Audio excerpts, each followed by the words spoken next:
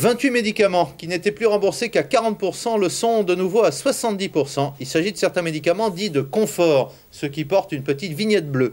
Leur définition n'est pas très appropriée puisqu'elle couvre à la fois des produits indispensables au traitement de certaines maladies graves et d'autres beaucoup moins importants. Une mesure qui satisfait les usagers mais pas les professionnels, y compris les pharmaciens. Alors, Jean-Daniel Flezaki, est-ce que cette notion de confort rationalise un peu les dépenses médicales? Ce qu'il faut dire, Didier, c'est que dans ces médicaments, dans les médicaments qui viennent d'être repris à 70% au point de vue remboursement, il n'y avait aucun médicament majeur, c'est-à-dire irremplaçable. En revanche, la notion de confort est bien difficile à estimer. Est-ce qu'on peut mettre sur un même pied la sensation nauséeuse du passager d'un voilier de croisière et les vomissements d'une personne traitée par chimiothérapie dans le cadre du traitement d'un cancer? Sûrement pas. Et pourtant, l'un et l'autre vont avoir recours aux mêmes médicaments. Alors, est-ce qu'on doit pénaliser le second en voulant responsabiliser le premier? Cela semble très difficile.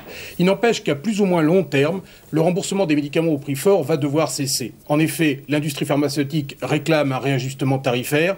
Il est donc inévitable de voir le prix des médicaments monter, mais le remboursement être plafonné d'une façon ou d'une autre parce que le déficit de la sécurité sociale hante toujours l'esprit des ministres, quel que soit le gouvernement. Merci Jean-Daniel pour ces précisions.